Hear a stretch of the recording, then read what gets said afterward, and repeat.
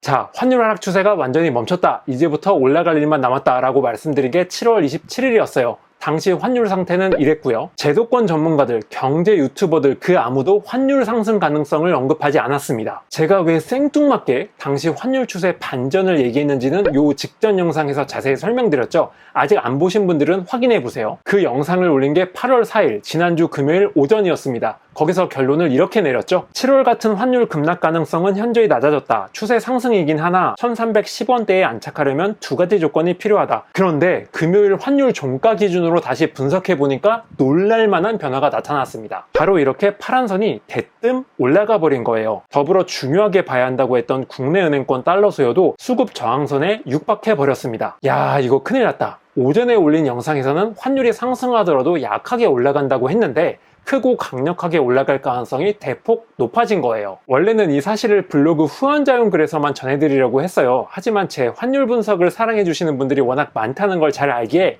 과감하게 공지사항으로 올리기로 했습니다. 8월 6일 일요일 밤에 블로그와 유튜브 커뮤니티 게시판에 이렇게 썼어요. 파란선의 상승 각도가 금요일날 눈에 띄게 올라갔습니다. 국내 달러 수요도 크게 치솟아서 중요 기준선으로 제시했던 수급 저항선에 육박해버렸습니다. 이를 감안하면 환율이 완만하게 오르는 추세에서 급격하게 오르는 추세로 바뀌고 있다고 봐야 할 것 같습니다. 그리고 이번 주 월요일이 됐어요. 환율은 원래 3.6원 하락을 했죠. 환율이 상승 추세로 접어들었다. 한술 더 떠 상승폭이 크게 나올 것이다. 특별 공지사항까지 날린 저로서는 좀 당혹스러운 결과였죠. 그럼 저는 이날 뭐라고 했느냐? 환율이 10원 넘게 하락한들 검은 선이 하루아침에 하락으로 돌아서는 일은 없을 것이다. 관건은 파란 선인데 끝이 살짝 내려왔다.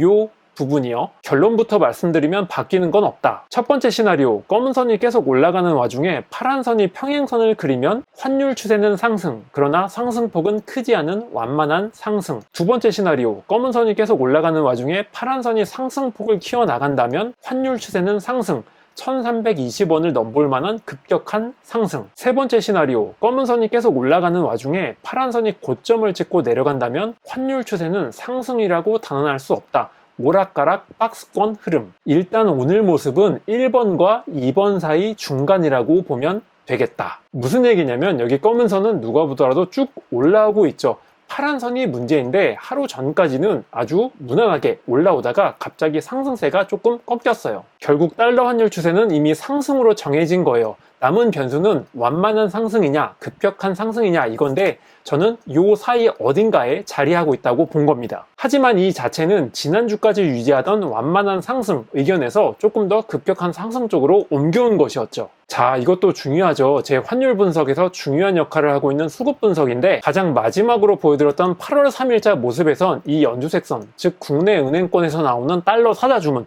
수요가 제가 임의로 설정한 수급 저항선 이 선을 뚫지 못하고 있었습니다. 하루 뒤인 8월 4일 지난주 금요일에는 조금 더 상승을 했어요. 그래서 수급 저항선에 조금 더 다가가는 모습을 연출을 했고요. 8월 7일 이번 주 월요일 연주색선이 예기치 못하게 저항선에 굴복하는 모습을 보였습니다. 이때 저는 어떤 생각을 하고 있었느냐, 국내 은행권 수요가 꾸준히 올라오다가 갑자기 환율이 3.6원 하락을 하니까 조금 저항을 받는 모습을 보였어요. 만약 이날을 필두로 국내 은행권 달러 사자 주문이 이렇게 가라앉게 된다면 제가 그토록 주장했던 달러 상승 추세 그리고 상승폭이 더 커질 것이다 의 중요한 근거 한 가지가 날아간다는 걸 의미합니다. 왜냐면 여기 보시는 이 연주색선, 제가 이 수급 분석을 할 때마다 강조하는 내용이 있었죠. 국내 달러 환율을 결정하는 데 있어서 주연 역할을 한다.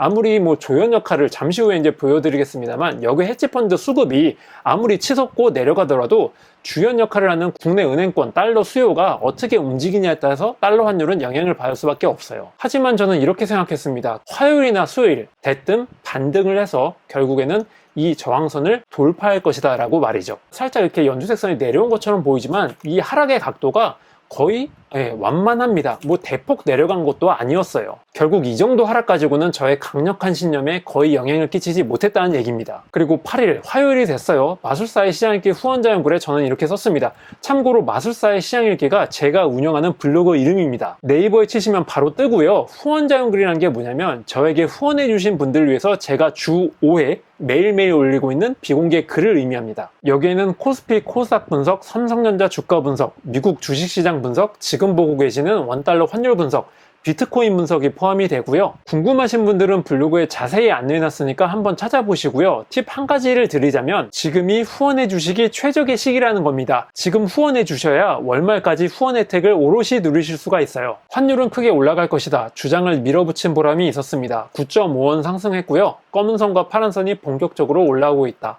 이 부분에 주목을 해 주세요. 답은 금방 나온다. 환율은 상승 추세이며 상승폭이 크게 나올 것이다.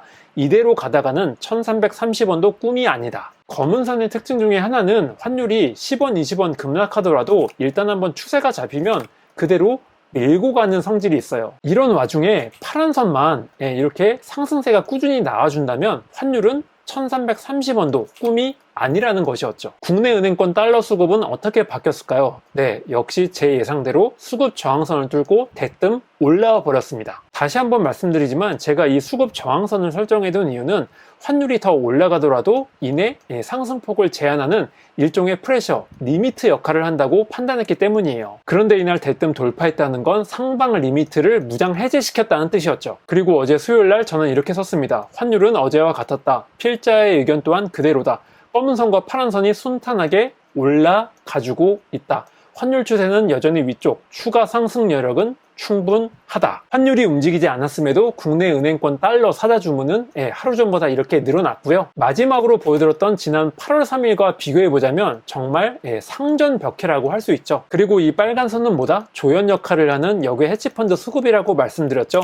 역시 8월 3일 당시 위치와 비교해서 보자면 지금 엄청나게 올라왔습니다. 국내 은행권 달러 수급, 역의 헤지펀드 수급 모두 치솟고 있는 상황이에요. 그러니까 결론은 금방 나오죠. 환율은 하락할 확률 상당히 낮고요. 크게 올라갈 수밖에 없습니다. 보너스, 이거 직전 영상에서 상당히 중요하게 봐야 된다고 말씀을 드렸어요. 달러 환율 초단기 변동성, 장기 변동성, 요 궤적과 맞물려서 삼성전자 주가 수급 중에 큰손 수급 궤적을 눈여겨서 봐야 한다. 8월 3일 당시에 이 검은 선 장기 변동성 끝이 이렇게 올라오고 있었다. 이거는 환율의 상승 압력이 점점 가중된다는 의미였죠. 따라서 이에 민감하게 반응을 하는 초장기 변동성 검은 선이 지금은 이렇게 하락 궤적을 그리고 있지만 조만간 바닥을 치고 올라오게 될 것이다. 달러 환율이 상승 압력을 받게 되면은 이에 민감하게 반응하는 큰손, 여기에는 국내 기관과 외국인, 이게 슬슬 내려오기 시작했다. 계단식 하락을 한다면 삼성전자 주가 그리고 더 나아가서 국내 주식시장은 하락할 수밖에 없습니다 라고 경고를 드렸어요. 어제 8월 9일자 업데이트를 해봤더니 이 장기 변동성 검은 선 끝이 더 올라왔습니다. 더 눈에 띄는 변화는 초장기 변동성인데 제 말씀대로 하락폭이 조금 둔화가 되기 시작을 했습니다. 큰손 수급 궤적이 어떻게 됐냐? 그때보다 더 내려왔습니다. 이 검은 선 두 개가 슬슬 올라가고 있고 이제 요거는 올라가기 시작을 할 거고 연두색 선은 지금보다 이미 이제 하락을 요때부터 내려오기 시작을 했고요. 꾸준히 내려오게 될 것이다. 그러면은 삼성전자 주가 국내 주식시장 역시 고전을 면치 못할 것이다. 방금 전에 제가 후원자용 글에 삼성전자 주가 분석도 매일 올리고 있다고 말씀을 드렸잖아요. 고백을 하건대 저는 삼성전자 주식 6월 27일 6월 말부터 절대로 사면 안 된다고 계속 말씀드리고 있습니다. 연두색선의 하락 움직임이 중요한 역할을 하고 있다라고 말씀을 드릴게요. 연두색선이 본격적으로 내려온 시기는 6월 말 7월 초였습니다. 오늘도 어김없이 돌아온 최종 정리, 지금까지 보여드렸던 모든 분석과 의견은 8월 9일 기준이었다는 점. 환율이 당분간 올라간다면 이제 중요해지는 건 언제 꺾이느냐가 되겠죠. 환율이 상승 추세로 접어들었다고 말씀드렸지만 매일 오르는 건 아닙니다. 하락하는 날도 당연히 있어요. 그런데 만약에 당장 내일 10원이 빠진다고 쳐요. 그러면 이게 추세 하락의 신호탄이냐 아니면 잠깐 나온 노이즈냐, 이건 또 분석해 봐야지만 압니다. 참고로 이 영상이 8월 10일 목요일 오전 8시에서 9시 사이에 올라갈 것 같아요. 그런데 오늘 밤 9시 30분에 미국의 7월달 CPI가 발표가 됩니다. 만약에 예상치를 하회한다면 환율은 급락할 가능성이 있어요. 이렇게 될 경우 이거를 추세 이탈로 봐야 할 것이냐, 이거는 환율 차트만 가지고는 절대 알 수가 없고요. 여러 분석 방법을 동원해야 하는데 저는 지금까지 보여드렸던 가격 변동성 분석, 그리고 수급 분석을 통해서 판단할 생각입니다. 블로그 후원자 연글에서는 매일매일 알려드리고 있고요. 유튜브로는 영상 만드는데 시간이 걸리다 보니까 자주 알려드리진 못하고 있습니다. 달러 환율 시황이 궁금하신 분들은 제 블로그를 참고해주세요. 자, 오늘의 결론. 지난번과 바뀐 건 없습니다. 환율 추세는 현재 상승 쪽이고요. 추가 상승 여력 또한 충분하다고 생각이 됩니다. 오늘 내용은 여기까지고요. 유익하셨다면 구독과 좋아요 부탁드리겠습니다. 저는 다음 영상으로 찾아뵐게요. 감사합니다.